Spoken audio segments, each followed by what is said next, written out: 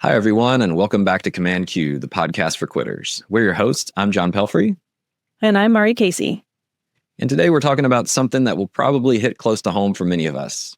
91% of us know that we shouldn't do it, and at least 65% of us do it anyway. A lot of us even do it at work. I won't keep you in suspense any longer about this. This is password reuse. An unbelievable amount of us are out there inputting the same passwords over and over again, or choosing weak passwords that are easy to guess with your kids' initials in them. And we're using those same passwords for both work and personal accounts, which is really not a great idea. We all know it's risky, but we're all a little lazy and we keep doing it anyway. Today's guest is going to help us to get our lives together and protect our sensitive information. Please welcome VP of Product Marketing at LastPass, Evan Goldberg. Every time there's a hacker TV show or movie that comes out, like the whole security community is just like, oh, this is not going to represent reality, but the point is to be entertained, right? Not necessarily have it based on exactly how something would unfold in reality. Yeah, absolutely. Yeah. We were talking about this interview, and someone was talking about listening to the Darknet Diaries, like listening to the podcast. And that was one where I was like going down the rabbit hole of listening to all those episodes and researching when they're talking about certain attacks. And I was like, that can get you pretty freaked out. Yes. Darknet will go pretty deep. You just want the headlines ever. There's the CyberWire Daily podcast, which is usually 20, 30 minutes, and it'll give you like 90 seconds on each story. So you're informed of what's going on, but you're not scared like the world is going to come to an end tomorrow, because it doesn't go that deep. But Darknet can get intense. Yeah. I try to avoid those just because I feel like I live in enough fear, but I also need to be street smart on the internet too. That's why I'm such a big fan of LastPass. Although not trying to make this a commercial, but it's a commercial. But yeah, I've used LastPass now for, 10 years. We have a lot of legacy customers. I've only been at the company for about a year, but we have a number of customers who have been with us 10, 12, 14 years, long time. And they just, because it's something that once you start it, there's no real need to change, but you're comfortable with it, you know how to use it. Yeah, I've got my parents on it, and that allows me to be their IT support. That's really helpful. And I think that's one of those things that Gen Xers and millennials, we have to start thinking about how do we help our parents out and preparing for their digital lives and helping. Without something like LastPass or a password manager to help me do that remotely, I would never be able to keep up. It's too difficult. No, too much. You need a login for everything now. You really do. So tell us a little bit about your background and what brought you to LastPass. I have been in technology marketing for the vast majority of my career, a little over 20 years now. Around 2011, I found my way into security. Security at that point was very much still emerging, and it is today in a lot of sense. Compared to other industries, it's still a very young industry. I started on the corporate communication side. And I just naturally, as my career was progressing, found myself moving more towards product marketing. I was doing a lot of competitive analysis and go-to-market strategy and things like that. I really liked security. I stayed in security, kept focusing on it, and started leading product marketing at a security company called VeriFox. And then when opportunity came up at LastPass, I was really intrigued by it, particularly because there's not a lot of opportunity to work with security brands that have both a consumer business and a B2B business. It's usually on the security side, B2B, and there's a few consumer, but there's only a handful at both. I found that to be a very interesting opportunity for the point I was at in my career. So I decided to come over to LastPass and lead the product marketing organization. Nice. Tell us a little bit about, like, in layman's terms, about LastPass, what it does, and why do people need to use something like LastPass? At the most basic level, LastPass is what we would call a password and access management solution. You can store your passwords in it and only have to remember one master password. As you have to log into everything today, whether it's banking or a staff application or Ticketmaster, whatever it is, that's an overwhelming number of passwords to remember. If you get a tool like LastPass, it's very easy. You just have to remember one master password, and then all the other passwords are stored within the solution itself, right? So it really takes some of the complexity around password storage out of the equation. There's also some things as you get into more on the business side, access management and things like multi-factor authentication and added verification to make sure that someone who should be accessing something is the right person to actually access it. But on the consumer side, it's just about making people's lives easier. The security component is obviously very important. But at the end of the day, having a place where people can go and they can get help creating passwords, storing them, sharing them, really making their online life much easier to access is what makes LastPass one of the premier options in the password management space. Yeah, I rolled out LastPass at the agency that I was at prior to joining Uncompany. We were a small agency, about 20 people. And every time we would bring on a new client, had lots of passwords that they needed to hand over to us so that we could manage their social media or whatever it might be. Sometimes we had credit cards or other things like that as well. Just being able to create a folder and assign it to the individual people working on that account and no one else. And then being able to adjust who has access to that information from one admin screen made it a lot easier for us. Before we were doing that, it was questionable as to who had what passwords where, which is a dangerous place to be.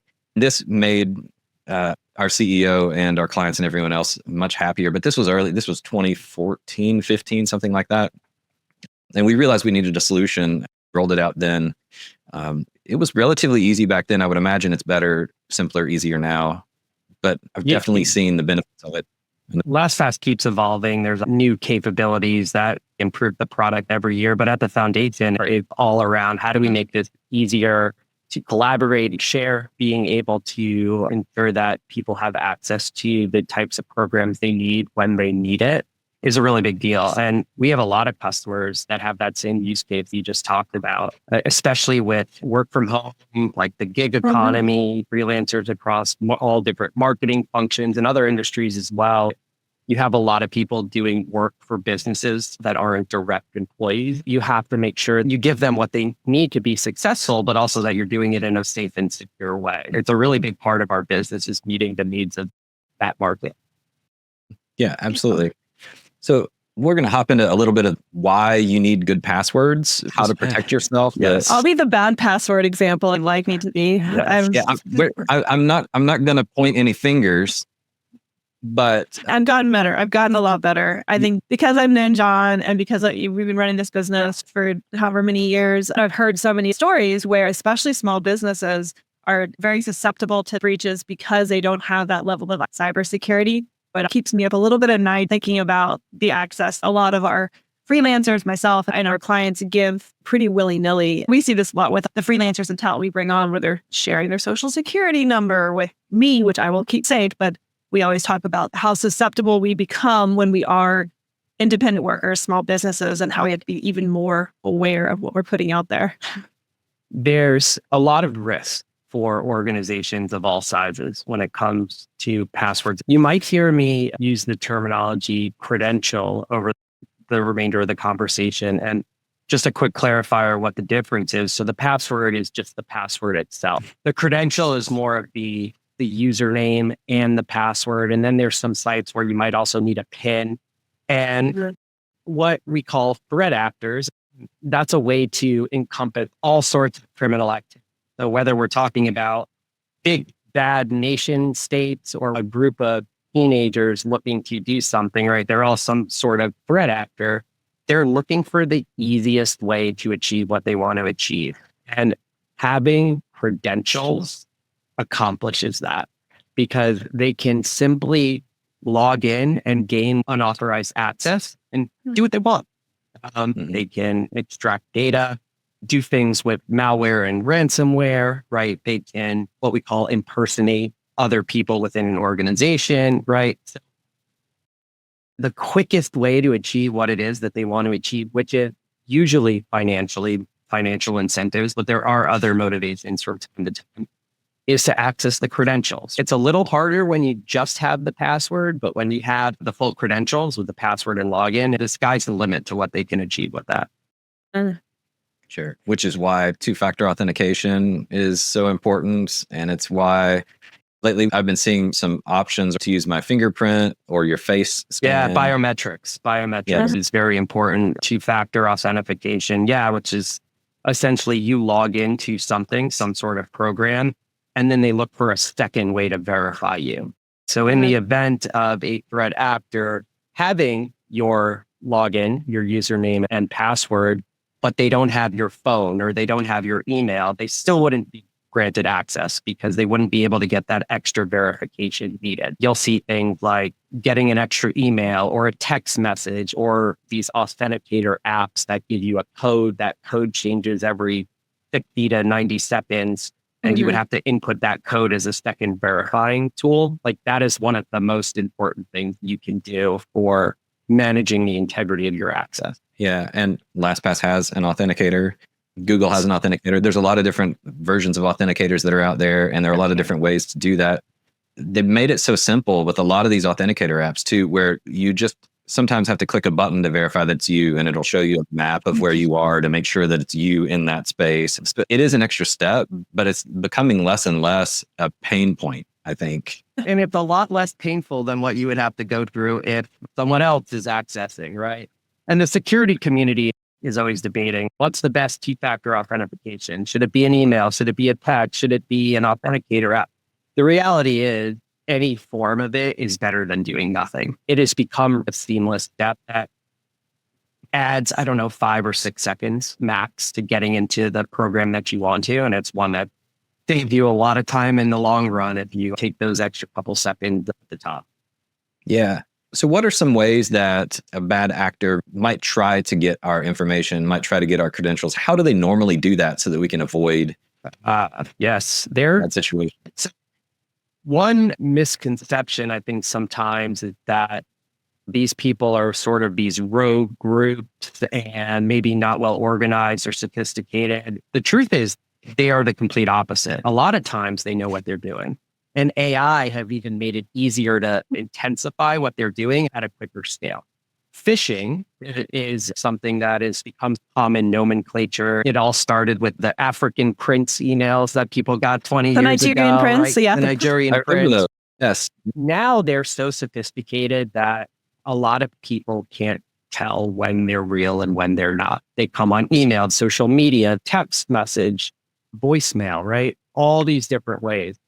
And phishing is still the number one culprit of cyber attack, right? So 90%, I think it was around that statistic, is how most cyber incidents begin with phishing.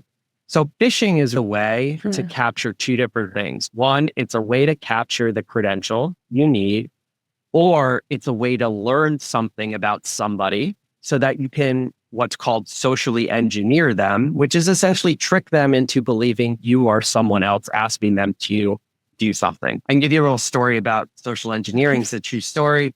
This was probably about 7 years ago right now, 7, 8 years ago.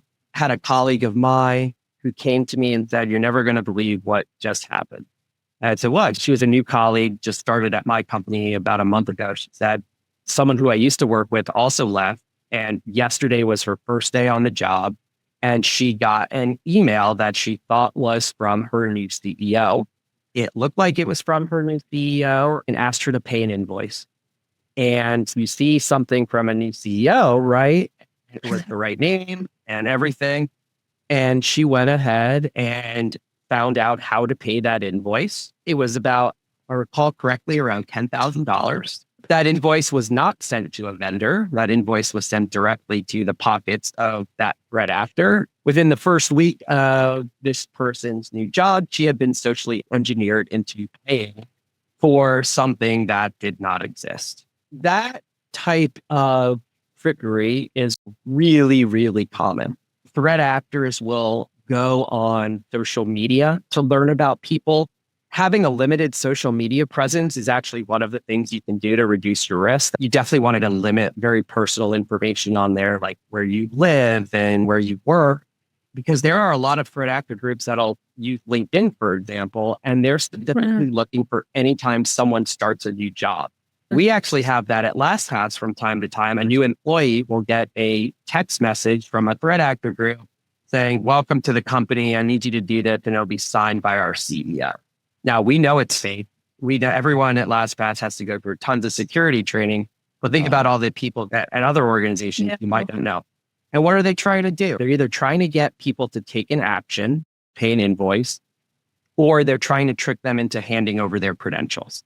Other scenarios might be, there's a big one going on right now where people are getting text messages from some big transit authority telling them they have unpaid toll tickets and they need to update their password and pay the toll. So they build a microsite, takes them 10 minutes. People log in with what they think are real credentials and they're just capturing it in the background. And now they have credentials. They may not know where those credentials go yet, but they can try them in a whole lot of different places, right? They can go to commonly used social media site, banks, and they can just call credential harvesting and try over and over again. And eventually they'd find a place where those credentials work, because far too many people reuse the same passwords over and over and over again. So phishing and social engineering are the two most common ways that threat actors trick people into capturing passwords or credentials that they can then use to go log into accounts and complete their objective, which is usually some sort of financial gain. That's amazing. And it's interesting because I feel like we overshare in general. And that is not a problem that is reducing. That is a problem that is increasing. I talk about this with a lot of other people, like parents, and about oversharing your kids' information and location. And we've all heard about the family who says, I'm going on vacation. They post all these pictures and then they come home and their house has been robbed. Hopefully we're getting a little smarter than that. I would have not thought about LinkedIn, but that makes so much sense because those are usually higher net worth individuals or individuals who have a larger network and are posting on especially the job thing. That's really interesting because that's a vulnerable time where you're transitioning into something new. 100%, completely vulnerable. You don't know the lay of the land yet. You may not have gone through all of your security training at that new organization yet.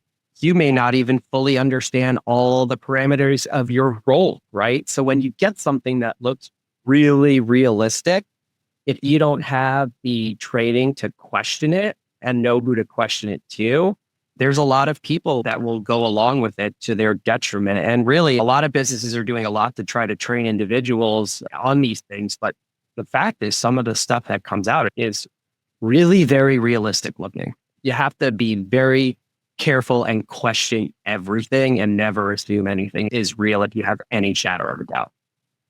Right. The social engineering side actually reminds me, my grandparents were socially engineered. This was over 10 years ago. They've both passed now. It wasn't even online.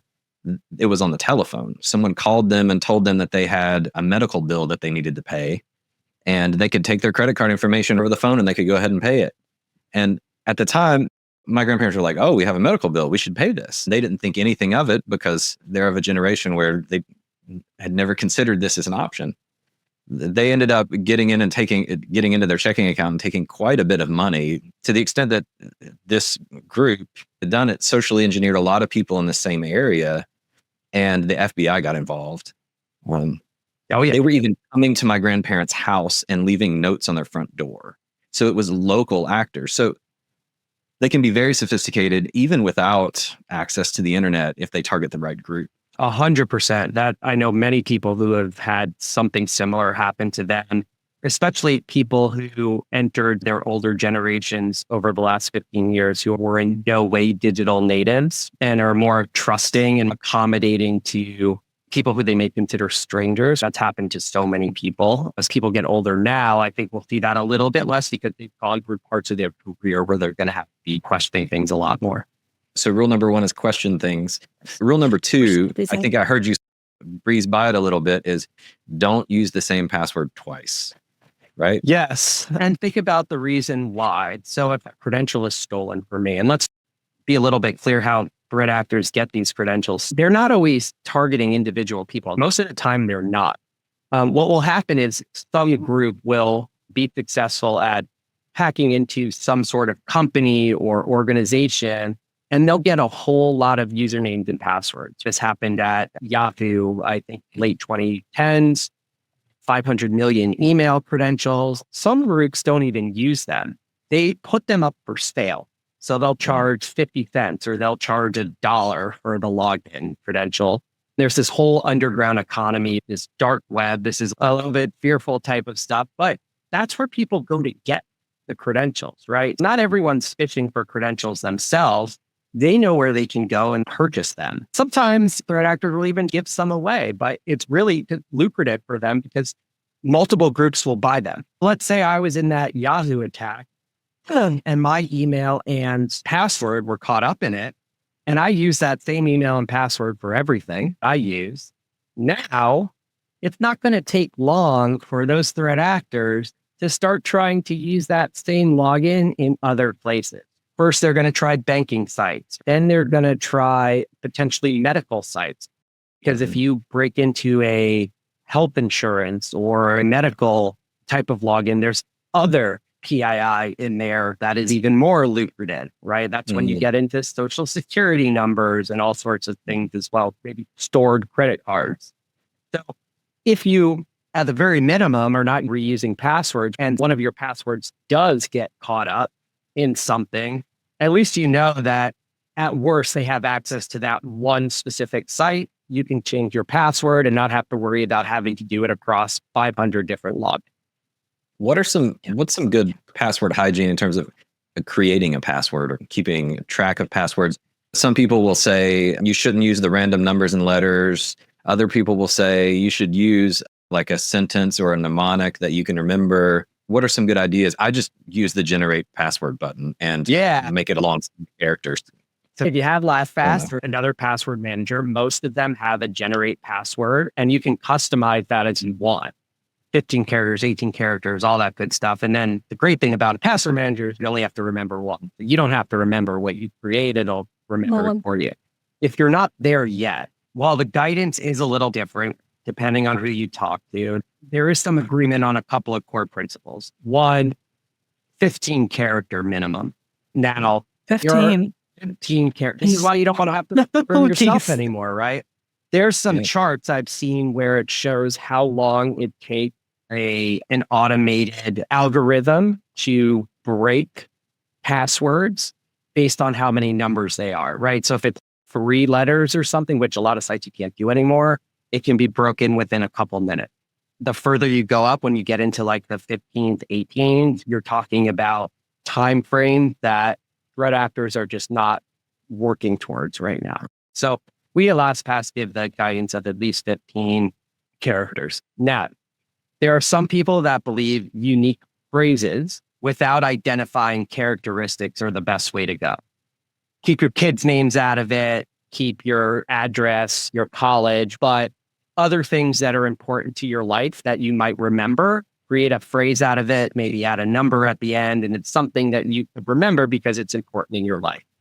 There are other people that are still in the boat of different numbers, characters, symbols, uppercase, lowercase. The reality is both of those are safe if you're meeting that 15 character threshold. You have to have 2-factor authentication now, right? So either version, either way you do those, if you have that 2-factor authentication as a backstop, you can't go wrong with either one of them. But don't try to remember all passwords anymore. Don't write them down in notebook. One of the things that a lot of our customers have the biggest problem with, they all know about the security concerns, but what really motivates them to buy is just password frustration.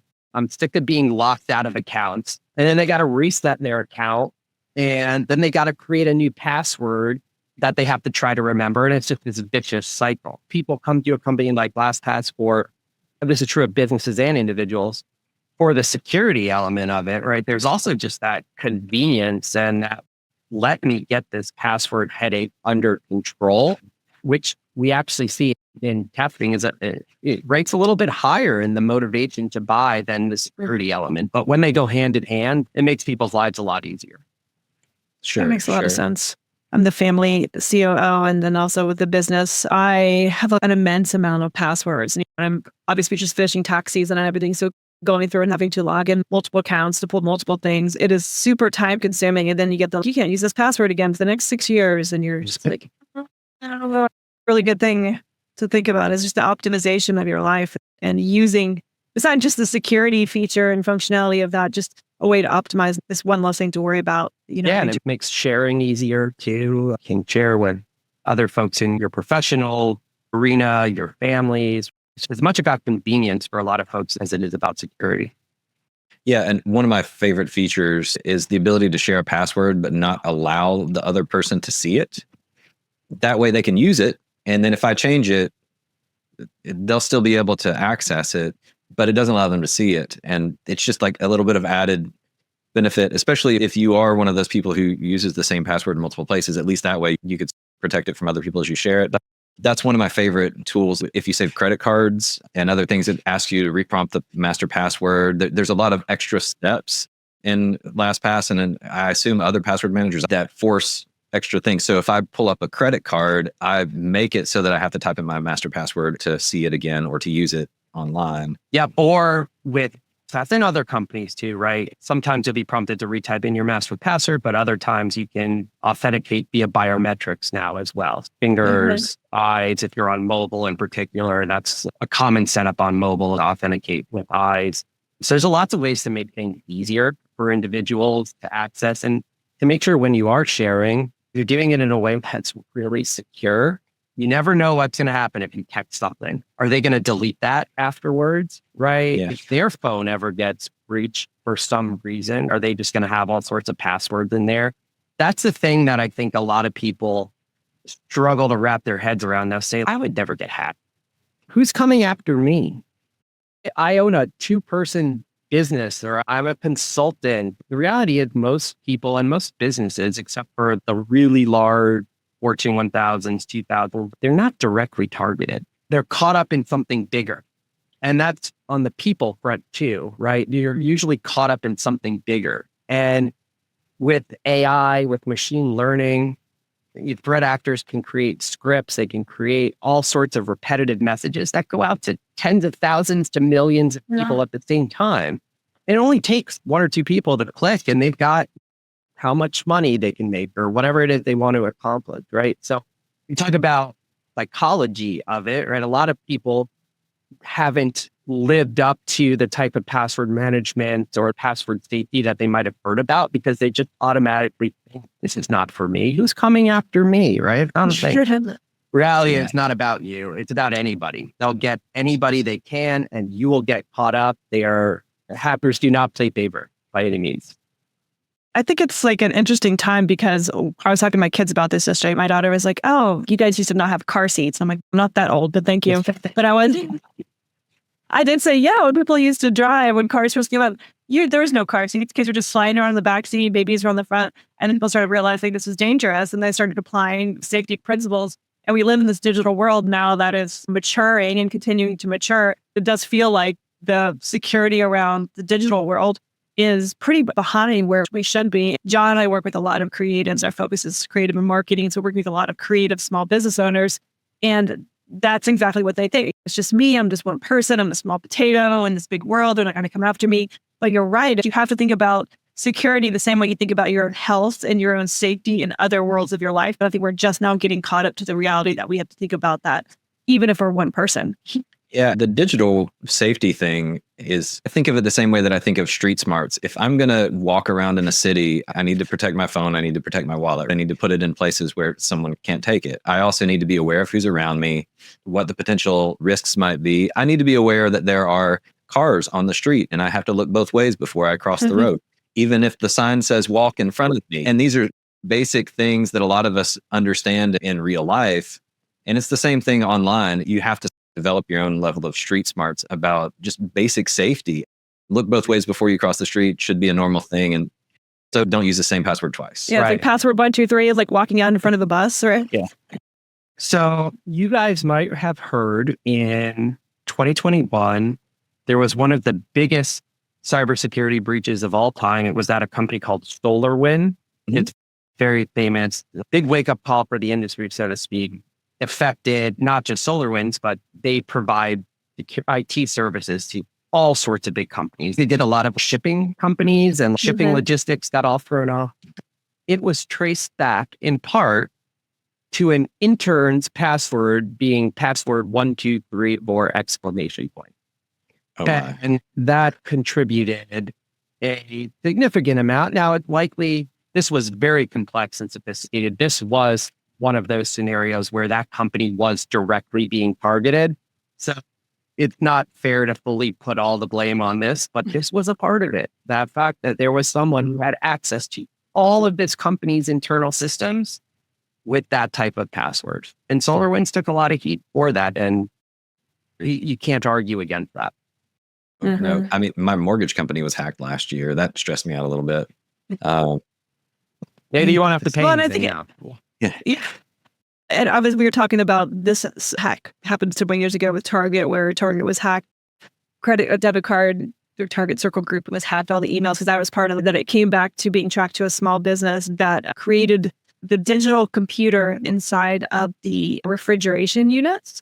And so it was like this really small entry point, and the business itself was probably under 10 or 15 people. It's scary for a small business because you realize you do have those vulnerabilities because we don't have a massive IT security department and those kind of things. But it's what you can do on an individual level, and something like LastPass where you can share different levels of passwords. You're not sharing the entire world with everything, I think is really smart, because a small business doesn't have that recovery ability as much as a larger business would to recover from something like that. So those kind of stories are like, oh, 60% of small businesses go out of business within 6 months of being hit by a cyber attack. That's a lot of small businesses. It's Those third-party attacks that you're talking about, where essentially someone else is breached and then it trickles down to whether it's a supply chain or the vendor community, right? That is happening a lot more. Remember I said earlier, they look for the path of least resistance. They also look for the weakest link. If you're a small business owner, you don't want to be the weakest link in a chain, right? Especially if you're thinking about the marketing side of the house, where so many freelancers and small agencies live, right? To work with some of the big companies now, you have to meet a certain level of compliance, but there's still plenty that you don't. You don't want to be put in a situation where, because of some vulnerability you had, it went out to your customer base, and by the way, you're now down a bunch of customers because of that, right? Those third-party attacks are a big problem because of the way they can move laterally across organizations. So how do you see the password management and personal security industry changing over the next 5 years or so? What are a couple of the biggest threats? I assume AI is one. And then what are the solutions that we can look forward to? Are there ideas floating out there? So it differs a little bit whether or not you're talking about the consumer side versus the business side. On the consumer side, the industry's evolution, where LastPass is going, is just continued ways to make things easier for people, easier to adopt, and easier to use, right? To encourage people to make the small expense, but for some people, it's not always top of mind to have a password manager, to help them continue to improve their cyber hygiene. There's a new technology coming out called passkeys. It's in its infancy, but if you go to some websites right now, you'll start to be prompted, do you want to create a passkey? I'm going to save you the technical definition here, but essentially a device level authentication rather than a personal level. It's a little more immune to those phishing attacks we were talking about earlier. So LastPass is currently bringing to market the ability to house passkeys in our vault. It's a little extra security there. On the consumer front, it's an industry that's been established for some time, really trying to get all of the best blocking in place right now to keep people secure. The business side, right? Passwords are really evolving more into that credential state, and there's a lot of very unique use cases. One of the things we see a lot we talk a lot about is stats and SaaS explosion, all these applications, software as a service. Do you have visibility into all those SaaS apps that your employees are using? Because they can click a lot of times on them and start using them without the business owner's knowledge. Oh, by the way, are they doing that with a state password or not? So gaining visibility into a new set of logins is a big thing, and LastPass is doing some work there.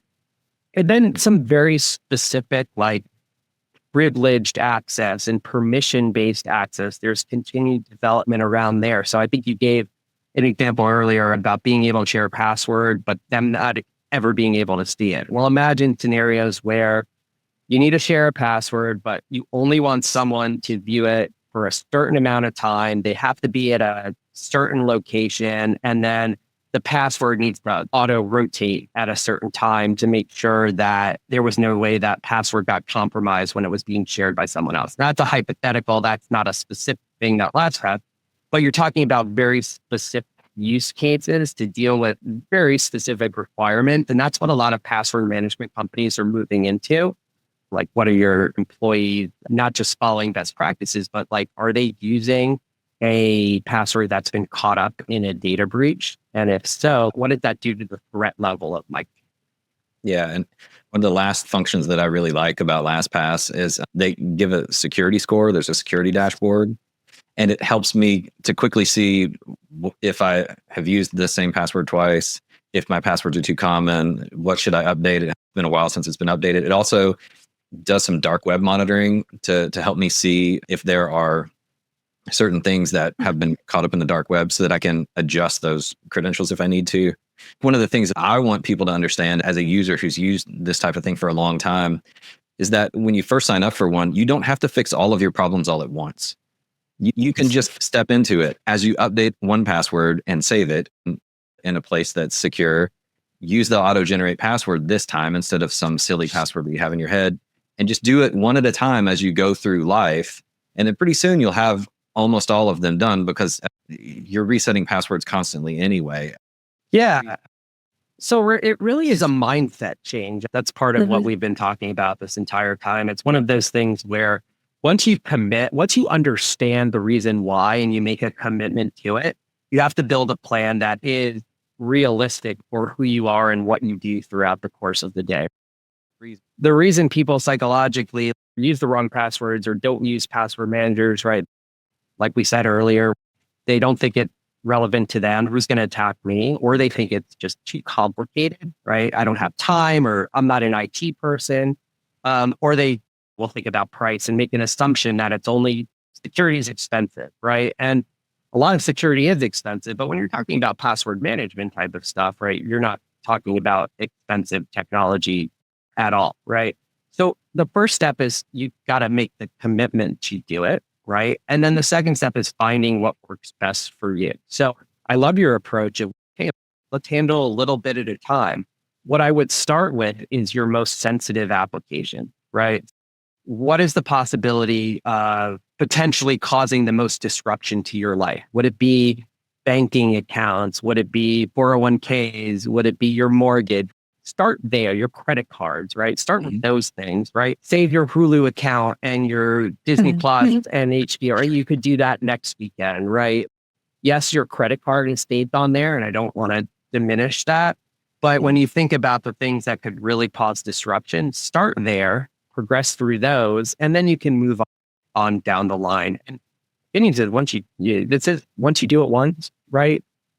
That's it. You don't have to worry about doing it again. So make the plan that's right for you and then really stick to it. Find a time to get set up, because the alternative is going to be much worse.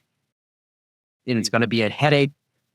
It is going to cost you some money, most likely, whether personally or in your business. And it's going to be something you really don't want to have to deal with on any daily basis. Yeah. And also reputation. If you're a small business or a business at all, one attack and you have to notify your clients and other people that it affects. Yes. Some companies are mandated to, some have to, right? By law, depending on your industry or if you're regulated or not. But it is a best practice. You would have to do that. I think what you'll find is when you're transparent, like, because these things have unfortunately become into the mainstream, you're going to find people sympathetic to what happened to you, right? You are the victim of a crime. And if you are transparent about it, you're going to find sympathy. And you're going to find a lot of people that say, you know what, you're probably going to come out safer and better from it if you do the right thing. When you hide from it and you don't make the commitment to transform, find out what happened, fix it, plug those gaps, right? That's when reputation really goes awry and your company could be at serious risk of no return. Yeah. All right. Well, this has been a very dense episode. I know. I got to get to work now. I got to go back to my LastPass and update it with all the other things that I'm like, there's been so much here. So we're going to roll into our to our lightning round. These are 3 or 4 questions, hopefully relatively short and quick to help our listeners a little bit. And they should be relatively easy. I think first question, do you think we'll ever get really good at tracking down cyber criminals? No. No. You want me to elaborate? Yeah, just a little bit. Yeah. Like, no is very definitive Yeah. and very succinct and also scary, but yeah. And very good is a little subjective also. We're getting better.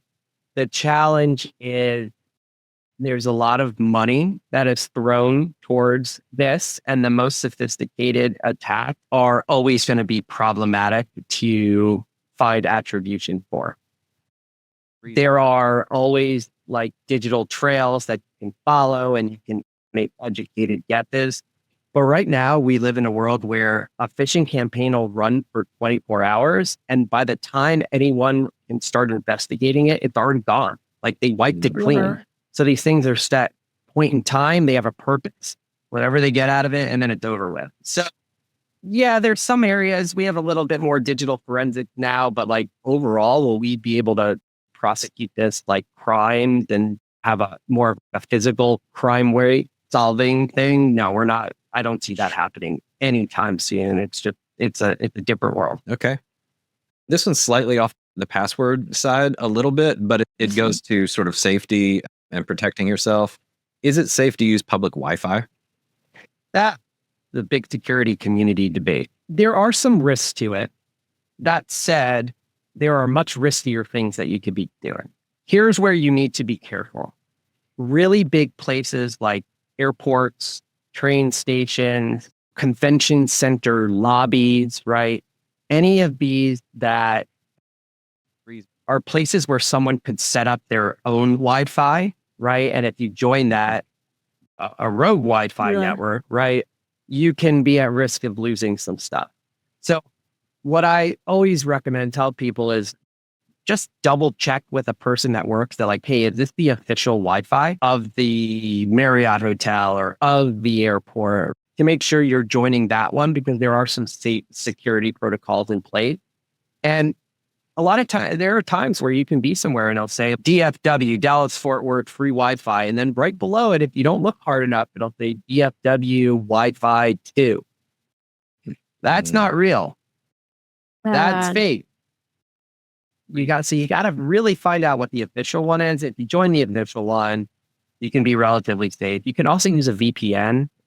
There's free versions. There's ones that are for incremental costs. That's an extra layer of protection that you can use to browse the internet with. So I think it's unpractical for people to not use public Wi-Fi. Just be a little bit careful about what they log on. Yeah. VPN is another good suggestion. I'm a big fan. Can you use your own hotspot? Would that be helpful too? If you're just you can use your own hotspot. As long as nobody joins your hotspot, I guess. Yeah, you can keep the hotspot off and not allow people to join it. Yeah, that's an option too. Yeah. All right. A couple more here. What do you do if you click a suspicious link? This is my question, because I've done that and I'm like, oh no, I just clicked it. Yeah. Challenging. If you're in a work environment, you click a suspicious link, the first thing you could do is reach out to whoever is the IT person, if you have one in your organization, or if you have a consultant, or if you just have anyone, right? Immediately let them know, hey, I did this. I'm not sure it was legitimate. Can you please help me investigate? What they'll probably have you do is log out of all of your different programs and they'll have specific guidance for you. When you do it on a personal level, it becomes a little bit tricky. I would say, think about what you were just asked to click on. So let's say it was, you clicked on something you thought was coming from your bank and you just clicked on it. You're like, oh crap, maybe that wasn't from my bank. I would immediately go change that bank password and set it to something completely different, more complex, as a way to hedge against someone trying to use the credentials they might have just obtained. And then I would think about, do I use that password anywhere else? So those are some initial actions that you can take. There's also the FBI has a cybercrimes hotline where you can report all sorts of campaigns to. I think there's another federal Mhm. organization, escapes me now too. You can forward that along to them. They're not going to help you with your specific remediation, but there will be alerted to this and hopefully prevent other people from clicking on it as well. I got the Apple gift card scam last year.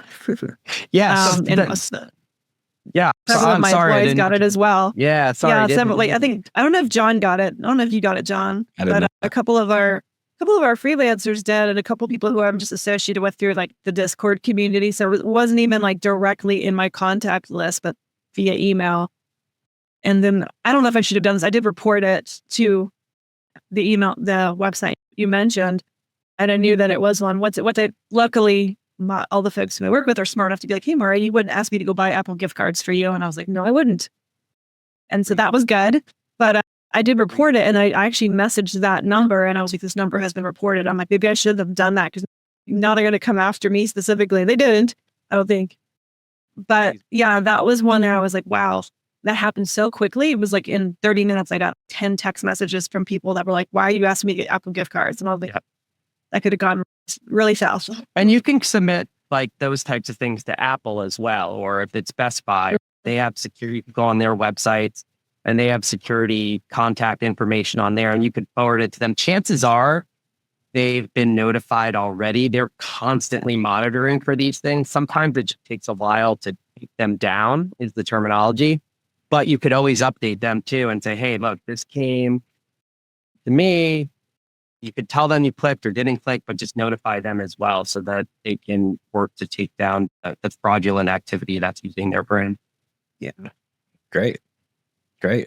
This has been, again, a dense episode. It's been a lot of fun. I've been looking forward to talking to you ever since we scheduled this because, as you could probably tell after an hour, I'm a fan.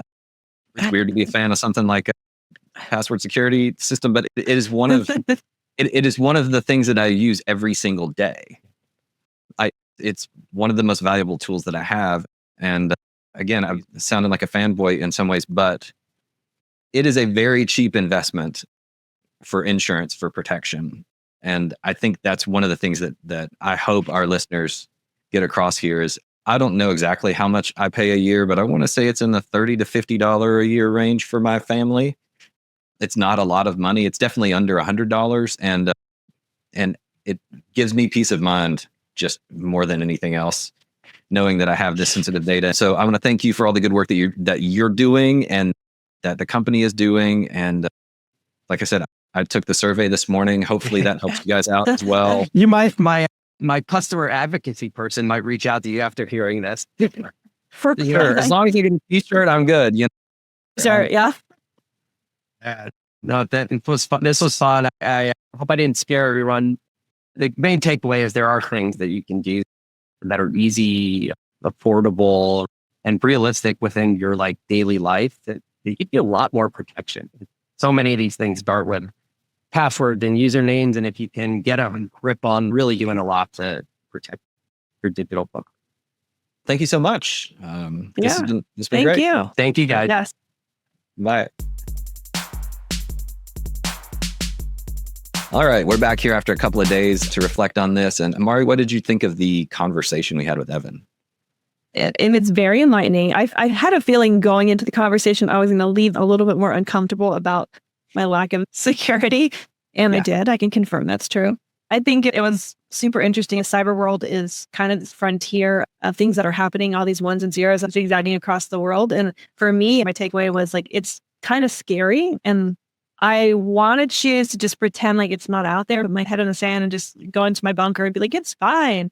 But in actuality, I feel like it's important for all of us, especially as a business owner, but just in general, as people who live in the digital world, to pay attention to what's happening and be aware, because the ramifications of not paying attention could be pretty catastrophic, especially if someone gets hacked or gets their identity stolen or any of those stories that he shared with us. So I think I'm going to pay attention a little bit better, but I appreciated Evan kind of going through the best way to protect ourselves. Yeah, absolutely. I don't think that the ostrich plan of attack is going to be the way to go there with sticking your head in the sand. I think the more you do that, the more vulnerable you are. Absolutely. For me, my takeaway is basically to never trust anything, never trust anyone. I'm going to start being suspicious of everything. I think for me, the most impactful story was one of the early stories that he told. And it was the story of how there was a new worker at a company who was socially engineered by receiving a fake email from a fake client and basically saying that, they owed an invoice. And actually it was a fake email from the CEO of the company that said that she needed to pay an invoice. And so this person was brand new and wanted to impress their boss and thought, I'll go take care of this and be proactive and do all the right things. And it's just amazing, one, that some nefarious person got her email that quickly as soon as she just joined and been onboarded. That's really, really interesting. And then the other part of that is just to take advantage of people's eagerness to do the right thing. That's not a typical way that we would be suspicious of someone, right? We would be suspicious of somebody if things felt a little shady, or if they don't put our name in the to line, or they misspell a few things and it doesn't sound like a human. Those things people are used to, but I don't think we're used to like our boss being imitated and then we get the company in trouble. So just understanding that like social engineering for these types of things is sophisticated. It's not just teenage kids making stuff up. Yeah. Well, and just like the level of sophistication and timing and psychological awareness of this person. I think a lot of times we tend to think of ourselves as like, I'm just one person. I'm just a small potato in Raleigh, North Carolina. Like, who's coming after me? I'm not connected to anybody. I'm not a multi-bazillionaire or anything like that. But the truth is we all know people who know people. And it is this kind of daisy chain connection to people who they do want to get to and the information they do want to get to. And so I think that's the other thing to be aware of. Some of these stories start with really small inputs or situations where somebody who might not be the target is really kind of used as the pawn in the situation. And the level of sophistication is obviously growing with AI and all this, the voice imitation and that kind of stuff. So it's time, folks, to pay attention in a bigger way. If you weren't aware or thinking of it before, hopefully you heard this and you're going to consider it a little safer. I mean, this reminds me so much of when we talked to Terry Vaughn about protecting yourself in public spaces. This is really the exact same thing, being aware, paying attention, being vigilant, but doing it on the internet as opposed to out in a public space. It's street smarts, it's being aware and paying attention and just never letting your guard down. As sad as it sounds, we kind of really can't afford to do that anymore. I got an email today from our own automated system and I had a suspicion as to whether it was real or not. It's kind of the digital equivalent of lock your doors. It's like I grew up at a time when all the passwords were the same. We kept the doors open at night and everyone shared apple pie. But now we live in a world where we have to lock our doors and we have to lock our passwords. It's just the world we live in. You wouldn't walk around, Target shouting your social security number at the top of your lungs, and you probably shouldn't do that on the internet either. Yep. So what are you going to quit doing now? Well, I'm going to quit not paying attention. I'm going to quit delaying on setting up a smart password and security. He talks about the process of getting and implementing LastPass. And I think a lot of them too will be like, I'm too busy to do that. And it's just too much. Block off time in your schedule and just get it done and fully implement it. Take a day off, take a half day, whatever you need to make sure that all those things are set up in place. And once they're set up, it's done. I think I'm going to quit delaying on putting those security measures in place, block off some time on my schedule, and just knock it out and get it set up. Yeah. Once you get it set up, it makes life really easy. It's just it's the first few hours, really. And it's not fun. It's like doing your taxes. Nobody wants to do it, but you kind of got to do it. For me, I've developed this habit over years, but I'm just going to emphasize it here. Quit using the same password. Quit using easy passwords that people can easily figure out, like your dog's name, your children's initials, your children's middle names, your mother's maiden name. Stop that stuff. Use a sophisticated tool to help protect yourself and quit making it easy for people to get your stuff. Just be vigilant about it and be aware. I promise, as a very old user of LastPass and other tools like it, once you make that investment in time, it's there as an extension in your browser. Every time you change your password or you need to update something, it automatically says, would you like to update? And you can click yes, and you can update all of the other information if you have security questions or any of that. It really just takes a couple seconds whenever you do it, and it knows when you've changed it. It really is easy. So what are you going to start doing now, Mari? Well, I'm going to start finishing up my setup with LastPass. We've got about half of the things in there. And I thought some of the notes he had too, just about general security, keeping software updated. I think a lot of times it's this kind of idea of you got to slow down to go fast. And so even like software, because I don't have time to update my software, and you just keep pushing it off. And the reason why those software updates are in place are to eliminate the security threats and bugs and things like that make us vulnerable. So making sure your software is being updated. And we talked a little bit about public Wi-Fi.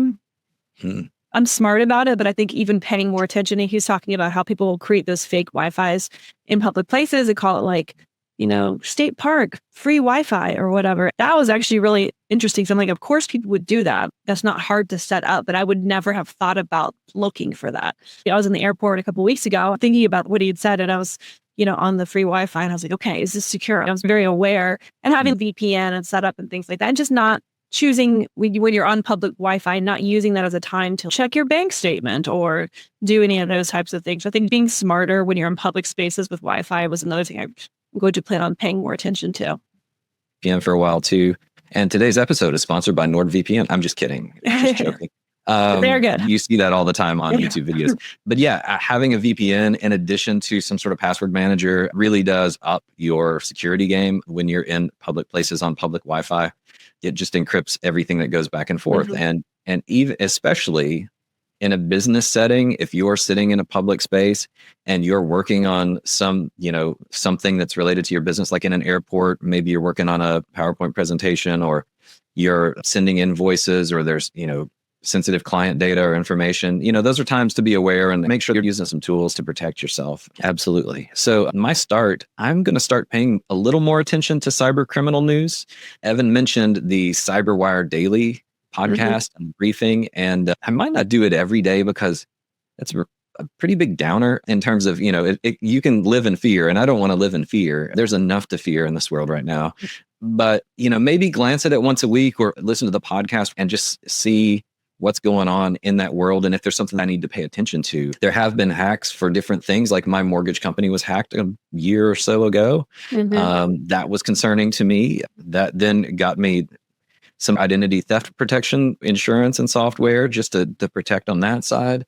But it does help to know when those things happen, because it can happen to any of the sort of like service providers, databases. It's not always the ones that you would think are the highest profile ones. Sometimes they'll go and try to get the smaller companies because they're easier to hack. If they can get a password that's generic and you use it in 10 different places, then you're in trouble. So I'm going to start to pay attention to that just a little bit more, just so that I know what's going on. Also, because I'm responsible for that with our company, and so I feel like it's important for me to make sure that I'm protecting what we're doing as well. Finally, last thing, everybody turn on your two-factor authentication, please. That is your backup to the backup plan. If you have a secure password and somehow someone still gets it, you still have that one more extra step where that thing has to come to your phone or to your email address. That means they would have to have access physically to your phone and your face to get into your phone. So that's another step and another set of protections. Well, I'll add something on top of that. Could you just make me think of something that we have just recently done we were just talking about AI and voice cloning and that kind of stuff. A lot of us have kids and maybe they're not as savvy with their passwords.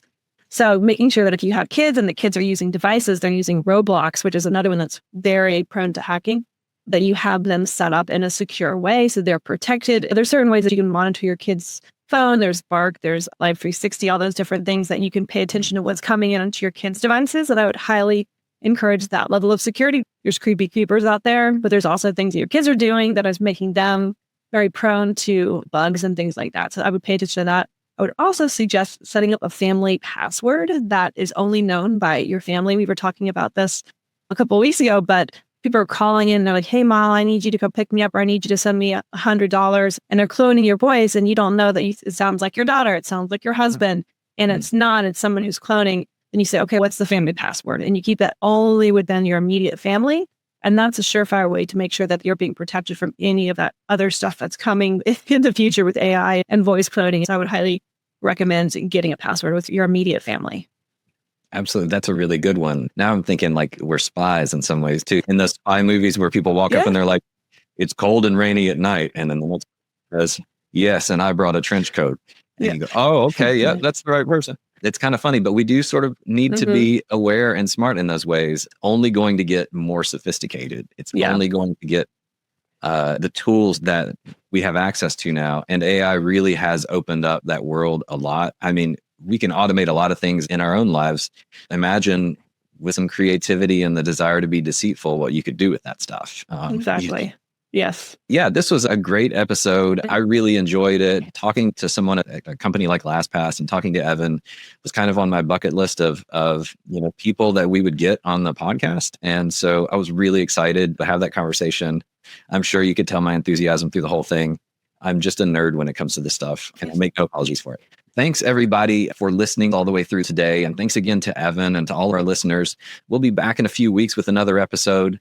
Until then, I'm John. And I'm Murray. And we're reminding you that winners can quit and quitters can win.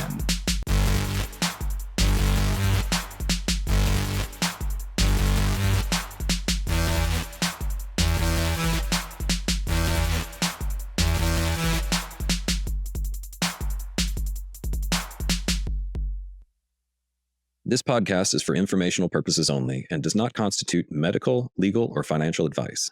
The views, thoughts, and opinions expressed are the guest's own and do not necessarily represent the views, thoughts, and opinions of Command Q or Uncompany.